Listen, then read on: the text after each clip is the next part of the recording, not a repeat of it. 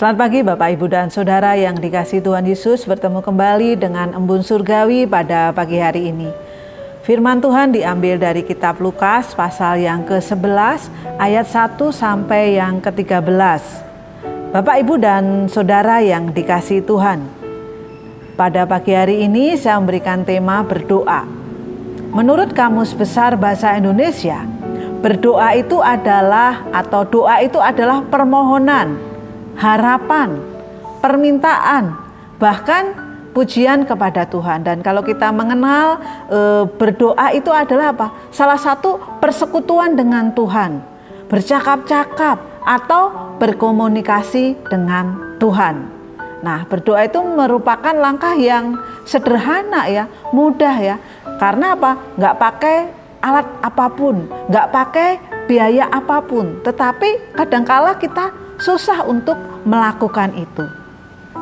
Di dalam Lukas yang kita akan renungkan pada pagi hari ini, pada suatu kali Yesus sedang berdoa di salah satu tempat. Ketika ia berhenti berdoa, berkatalah seorang muridnya kepadanya, "Tuhan, ajarkanlah kami berdoa." Karena apa? Berdoa memang tidak mudah. Ya, pada waktu itu Tuhan Yesus itu meresponi ya para muridnya yang ingin diajarkan untuk berdoa. Dan kalau kita melihat di dalam kitab Lukas, kita mengenal bahwa ini adalah doa Bapa kami. Ada beberapa langkah yang kita akan perhatikan bersama-sama bagaimana cara berdoa dengan benar. Yang pertama, kalau kita melihat di ayat yang kedua, jawab Yesus kepada mereka, "Apabila kamu berdoa, katakanlah, Bapa, dikuduskanlah namamu." Langkah yang pertama berdoa yang benar adalah ketika kita berdoa adalah memuji Tuhan, menyembah Tuhan, meninggikan namanya, meninggikan kuasanya, meninggikan kedahsyatannya. Kemudian langkah yang kedua ketika kita berdoa juga berisi tentang permohonan. Di dalam ayat yang ketiga dikatakan, "Berikanlah kami setiap hari makanan kami yang secukupnya." Ya, di sini merupakan atau dikatakan memberikan makan yang secukupnya ya, tidak dihambur-hamburkan. Dan langkah yang ketiga di dalam ayat yang keempat, "Dan ampunilah kami akan dosa kami." Langkah yang ketiga adalah doa juga berisikan ungkapan pertobatan. Nah, dalam doa ini kita mengaku ya bagaimana pelanggaran kita, dosa kita ya, tanpa menutup-nutupi, tanpa merasa malu, tanpa enggan ya, karena apa? Di dalam doa ini tentunya menuntut kejujuran kita. Dan kemudian langkah yang keempat ketika kita berdoa adalah berdoa seolah-olah kita sedang berbicara kepada sahabat kita ya, tanpa mengurangi rasa hormat kita kepada Allah atau tanpa mengurangi sesuatu yang membuat kita itu bisa berdialog dengan sahabat kita.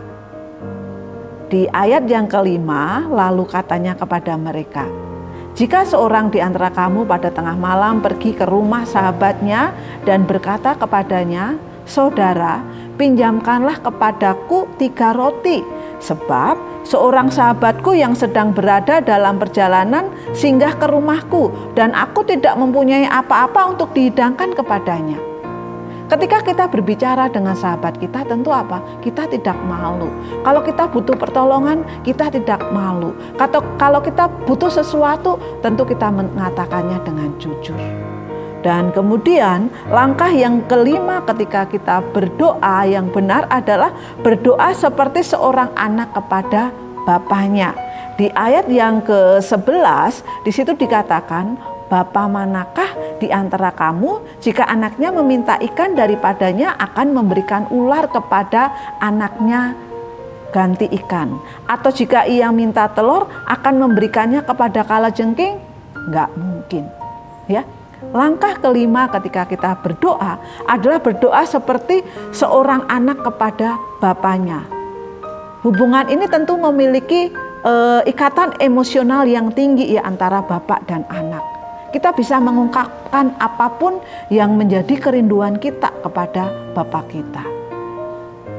Bapak, Ibu, dan saudara yang dikasihi Tuhan, biarlah pagi hari ini melalui kitab Lukas, Tuhan Yesus memberikan kita, mengajarkan kita untuk berdoa dengan benar, dengan tahap-tahap sesuai yang Tuhan Yesus ajarkan. Selamat pagi, Tuhan Yesus memberkati.